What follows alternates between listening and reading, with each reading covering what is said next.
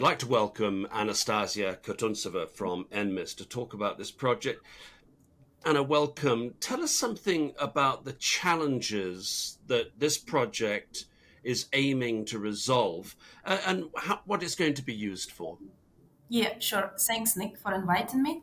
So, this project was quite challenging in nature because what we were trying to show here is to demonstrate how digital transformation can be done for large scale manufacturers.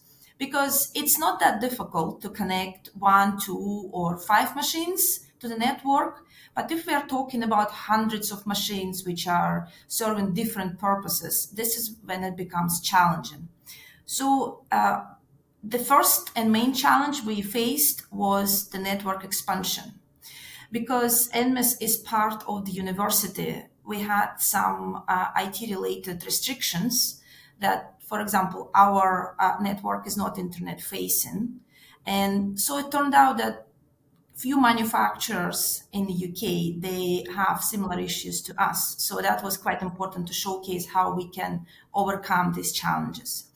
So network was the first. The second challenge was our machines are quite different. They're talking different communication protocols.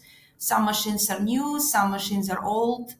And in this project, we managed to connect every single one of them into the common infrastructure that creates this digital environment for manufacturing operations. So, to that extent, what you're actually doing is proving it can be done Mhm. in large factories with machines of different ages and sophistication. That's right. Yes, exactly right.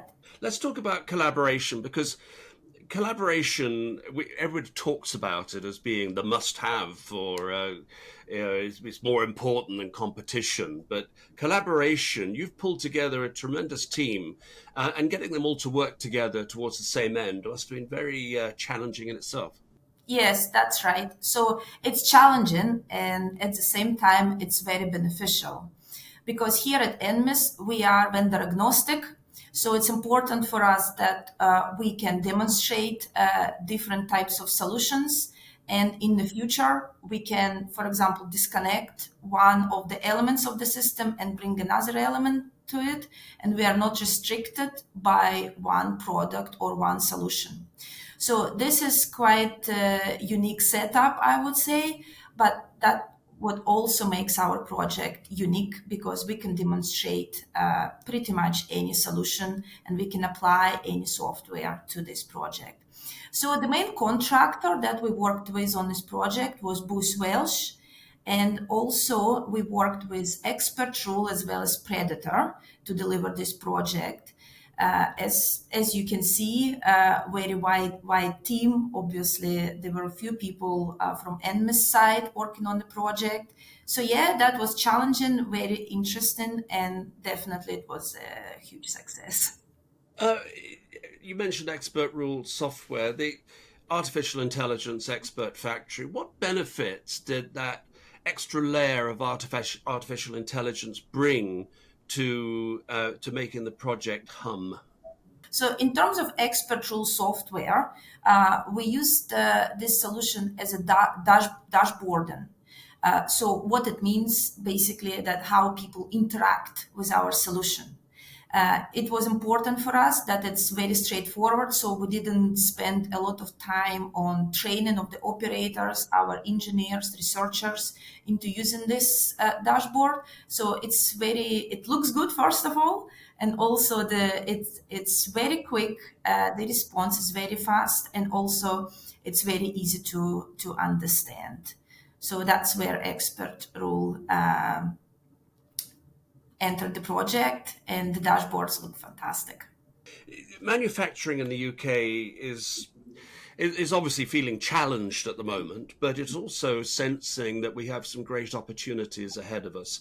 And I'm thinking also, of course, of the net zero challenges, which are making almost everybody rethink how they do things. How is this project going to impact the future of UK manufacturing in that sense? Oh, I love this question, Nick. Thank you. So, net zero was at heart of this project, As I've mentioned, we do have quite a lot of machines and equipment on site.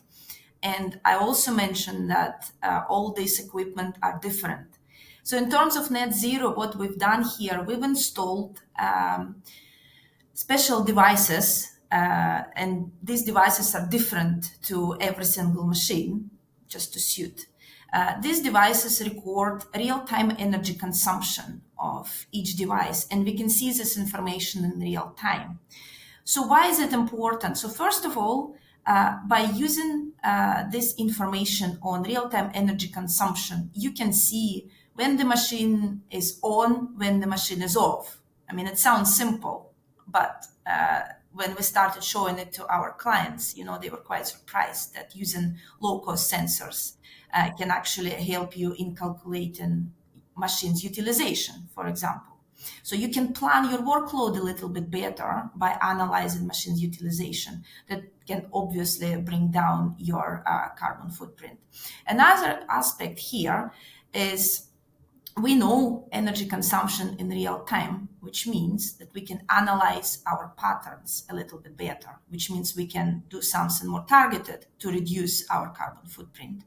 So we started noticing that we, for example, by just shutting down the machines overnight or shutting them down like half an hour earlier can bring down our energy consumption. And another aspect of this real-time energy monitoring is very precise calculations of life cycle analysis. For example, when I'm manufacturing a part on, let's say, machine A, I know that this part's been in manufacture between 11:17 until 11:20. And I know exactly how much energy was used during these 3 minutes, which means that I can calculate life cycle, I can do life cycle analysis calculations more precise, and we are completely removing this guesswork when it comes to calculations. If we're better informed, then we can make decision based on actual data, which makes it more productive. So everything I mentioned here will help with net zero targets. The way you put this project together and the parties who are involved, you mentioned Predator, Expert Rule Software, Booth Welsh. I know that you're quite proud of how it all came together. You adopted a different way of doing things from the way the standard way of pulling together a consortium. Tell us how it worked. So we used the tendering process, and I'm not a procurement specialist, but of course I was heavily involved in writing tender technical specification to make sure that we get the right solution to all our needs. But what I can say is that our tender process last year won Go Awards Scotland in procurement for the best project in the digital field. So I think that speaks volumes about the tendering process and the consortium we've built. Actually, in addition to that, for the collaboration we've done with Booth Welsh, Expert Rule, and Predator, we won Seed Knowledge Exchange Award. That was great to receive. Well, I imagine that the team at NMIS, I mean, after all, NMIS was only just opened earlier in the summer in 2023. I imagine that this is something of a triumph early on that must be making everybody feel quite excited about the future of NMIS. Yes, definitely. So if anyone would like to come here and have a look at what we've achieved and see our dashboard, see our smart factory solutions, you're very welcome to visit us. Ana Khatuntseva, thank you so much for joining us from NMIS. This has been a Manufacturing TV presentation. I'm Nick Peters. Thanks for watching.